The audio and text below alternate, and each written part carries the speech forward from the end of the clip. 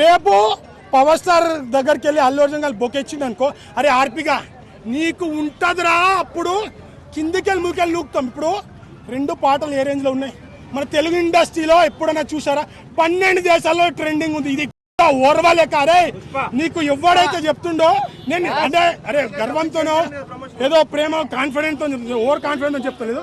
ఏ cinema అయినా కల్కి అయినా, రేపు వచ్చే రాజమౌళి 100 కోట్ల సినిమా తీసే మహేష్ బాబు గారి సినిమా అయినా, నెక్స్ట్ పవన్ కళ్యాణ్ సినిమా అయినా, చిరంజీవి గారి సినిమా అయినా, రామ్ చరణ్ అనే సినిమా అయినా, మా బన్నీ అనే సినిమా అయినా, కంటెంట్ ఉంటే నువ్వు కాదు మీ తాతలు వచ్చినా ఆపలేరు.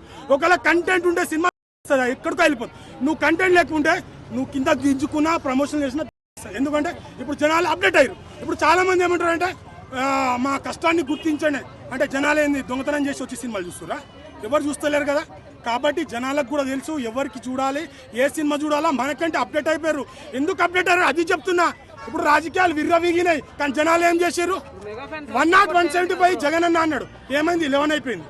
అంటే అంటే కాన్ఫిడెంట్ ఉండాలి కానీ ఓవర్ కాన్. ఎందుకంటే జనాల ముందు ఏ హీరో అయినా, ఏ స్టార్ అయినా, పవర్ స్టార్ అయినా, ఐకానిక్ స్టార్ అయినా, మెగా స్టార్ అయినా, రెబల్ స్టార్ అయినా జనాలు ఆదరించేది ఫ్యాన్స్.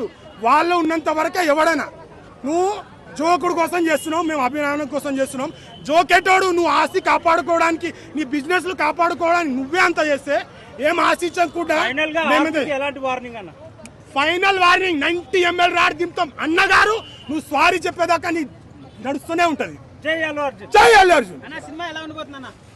సినిమా నేను చెప్తున్నా భయ్య, ఒక్కవేళ అంటే కాన్ఫిడెంట్ ఓవర్ అల్లు అర్జున్ అని యాక్టింగ్ చూసి అప్పా అని కొట్టుకుంటారు. ఇదైతే గుండెలు బాదుకొని నాకున్న నా 20 సంవత్సరాల నా ఫ్యానిజాన్ని బట్టి చెప్తున్నా, నీ అవ్వ ఈడ్రా యాక్టింగ్ అనే. ఎందుకంటే నేషనల్ అవార్డు ఎవ్వరు మన ఇండస్ట్రీ ఇప్పటివరకు రాలే.